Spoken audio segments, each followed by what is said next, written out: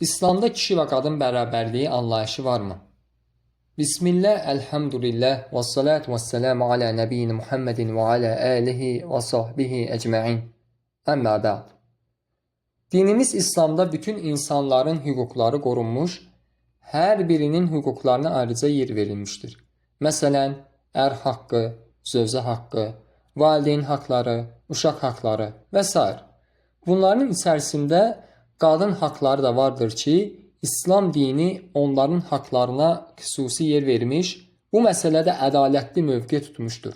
Çünki bəzi toplumlarda ya ümumiyyətlə qadınların hüquqları tamamilə qullarlıq səviyyəsinə gətirilmiş, qadınla bir qul olaraq müamilə edilmiş, yaxud da buna zid əks olaraq demokratiyada olduğu kimi kişi-qadın bərabərliyi ideologiyası şüar tutularaq, yəni şüar olaraq irəli sürülmüş, qadınlara onların öz hədlərindən irəli gedərək kişilərin sahib olduğu haqlar verilmişdir.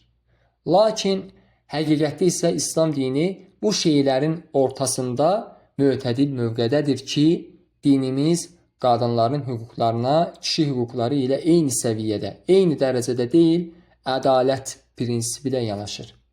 Kişi-qadın bərabərliyi anlayışının doğru olmadığını, ədalətlilik prinsipindən uzaq olmasını primitiv bir misal gətirərək sübut etmək olar.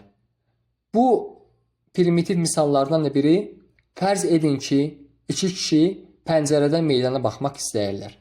Onlardan birinin boyu uzun, digərinin boyu isə qısadır. Əgər biz bərabər hüquqluluq anlayışına əsasən yanaşsaq, onların hər birinə meydana baxmaları üçün eyni ölçüdə ayaqaltı versək, nəticə etibarilə boyu qısa olan meydana baxa bilməyəcəkdir. Lakin İslamda olduğu kimi ədalətlilik prinsipinə əsasən hərəsinə meydana baxa biləcək ölçüdə ayaqaltı versək, məhz bu hər ikisi üçün ədalətli olar. Yaxud başqa bir misal. Bir ailədə iki övlad var. Biz onların birinin 16, digərinin isə 3 yaşında olduğunu düşünək.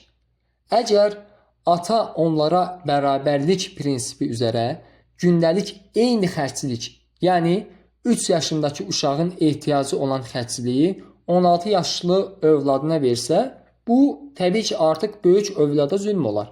Çünki bildiyimiz üzrə yeniyetmə yaşında olan bir uşağın ehtiyacı ilə kiçik yaşlı uşağın ehtiyacları, gündəlik xərcləri eyni deyildir.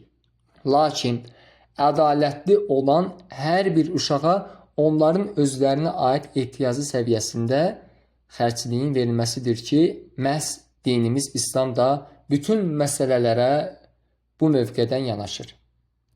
Bu sadə misallardan sonra artıq bəyan olur ki, kişi-qadın bərabərliyi anlayışı sadəcə Qərbin, Avropanın irəli sürdüyü, zahirdə gözəl səslənən, lakin həqiqətdə isə içərisində batilləri gizlədən bir anlayışdır. Və bu anlayış heç də qadın yaxud kişi haqlarında ədalətli mövqe sərgiləmir. Əksinə, bu şüarla Qərb qadınları fuhuş işlərə, batilə dəvət etmiş olur. Təəssüflər olsun ki, müsəlmanların öz dinlərindən xəbərsiz olmasına görə bugün bir çox müsəlman ölkələrində də məhz bu ideologiya ilə yaşayan bir çox müsəlmanlar vardır. Lakin həqiqətdə müsəlmanlar dinlərini öyrənib yaşasalar, görərlər ki, bu məsələdə ən ədalətli, ən doğru mövqedə olan məhz İslam dinidir. Və doğrusunu Allah bilir.